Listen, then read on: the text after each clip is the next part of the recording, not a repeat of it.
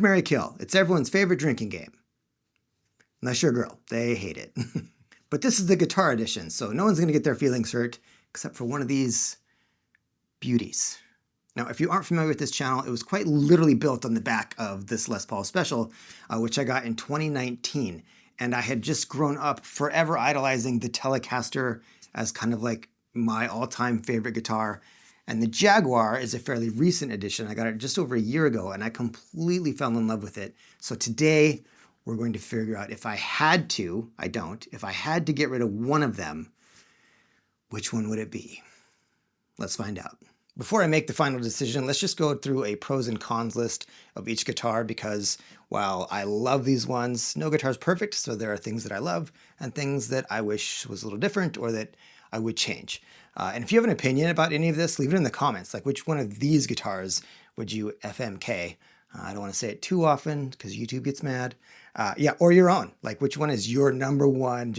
I will die with this guitar. Let me know in the comments. It's always fun to hear what people's favorites are. But Telecaster first. Now, this is not a Fender Telecaster. This is a parts caster that I put together in like from late 2019 into early 2020. Here are the pros. Oh, I gotta take my glasses off because I'm old and I need bifocals, but I refuse. Pros. So I built this guitar. So everything on it is exactly what I wanted at the time. I got the body from MJT Guitars, awesome. And then this is a Musicraft neck. The electronics, I love the pickups in this. It's the Fender Custom Shop Twisted Tellies.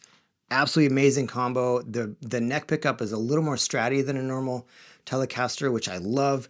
This is a 4-way switch, so you get the extra position. It's just I love the color, and the best thing about it all was that I built it as like kind of like this commemorative thing for the birth of my daughter. So when I finally die, she gets this, and it's even got the nameplate on the back that says her name and her birthday. So other pros is that the sound to me is perfect, and especially on this guitar, there's just something about the middle position that is it's perfect. I also, the history of this guitar, Leo Fender, did he get it right the first time out? I say yes.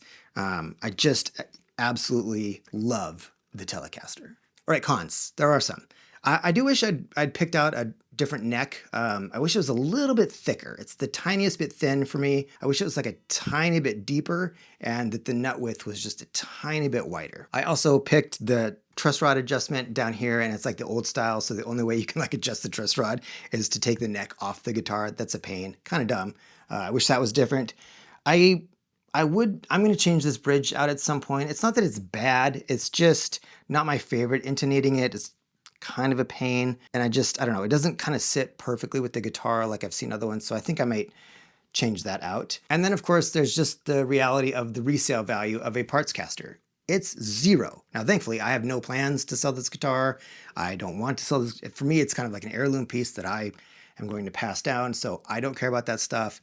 But if you are going to build your own guitar and then you decide that you want to sell it or whatever, you're going to take a bath because they have no resale value. And now the Les Paul Special, my Les Paul Special. I love this guitar. I know people go, "Ooh, it's so stupid," but it has a certain mojo to it that, there's certain instruments when you connect with them, it's indescribable. It just has it.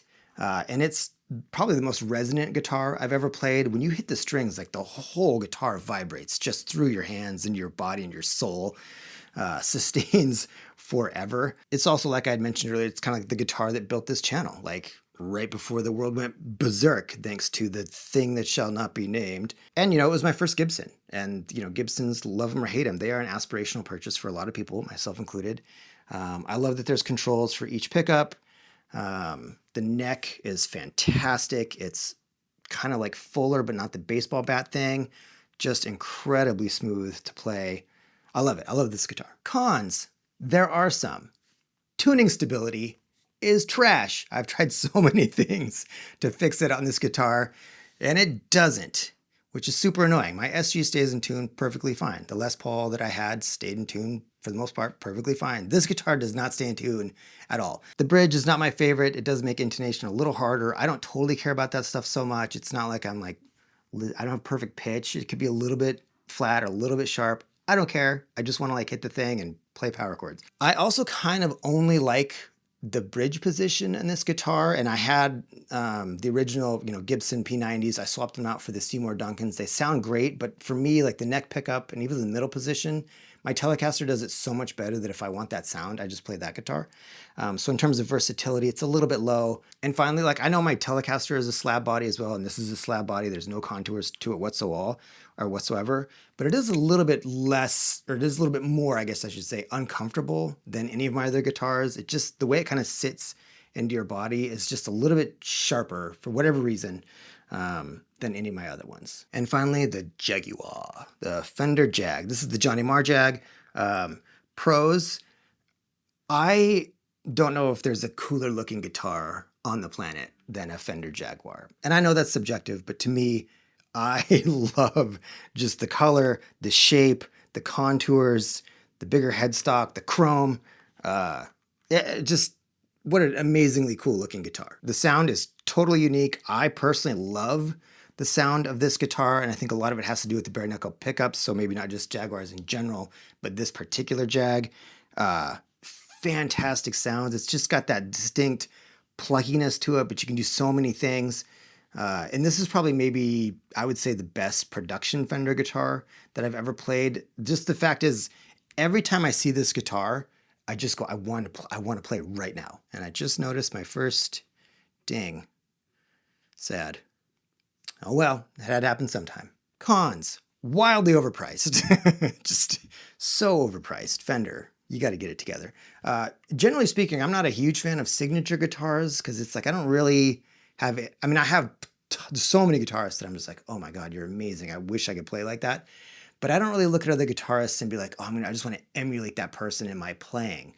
Probably because I'm not good enough. The electronics could be a little bit better. I made a whole video about this guitar if you want to watch it, but like, the roll off on the pots is not the smoothest thing. It's kind of just goes less off rather than sort of that smoother taper. Oh, and I know I said it's a versatile sounding guitar, but it's also not in a way that, you're not going to get like the big, wall of sound out of it. You're not going to get like endless sustain for that kind of stuff. So in a certain way, as versatile as it is sonically, it's kind of like also limited in other ways, which I know I'm not explaining very well, but hopefully you get it. And now the verdict. The game begins, and I'm sober, which probably makes this harder. I'm pretty much always sober though, so life's always hard. So I know the game is Marry, Kill, but I'm going to do it in a slightly different order. I'm going to do Marry, Kill, because the Marry one to me is the easiest decision of them all. And it, for me, is very clearly the Telecaster. If I only had to have one guitar for the rest of my life, the Tele is it. Whether this exact one I'd be perfectly happy with, or any, whatever Telecaster, it's just, for me, the Tele is the Marry guitar all the way. And now for the hard part, the kill part. Now this is legit hard for all the reasons that I've already laid out. I mean, just this is my Les Paul special, but this I've also completely come to love. As much as I can't believe it, I'm going to the Jag and kill the Les Paul special. Oh, it hurts my heart to say that out loud. Thankfully, this is not at all a binding contractual agreement. I'm keeping both for sure, but I just, I have a hard time articulating why. It's just, for me, like the Jaguar, it's so enjoyable to play. It's the most comfortable guitar I've ever played, ever. I love the sounds. I love just the versatility of it within the thing that Jags do. If I only played one certain style and it was kind of like a more aggressive, punky, whatever, rock type of thing, it would be the Les Paul Special. But I don't. I like all kinds of different things. And if I remove the whole mojo emotional connection bit to it, the choice becomes fairly clear, to be honest. The Jaguar wins.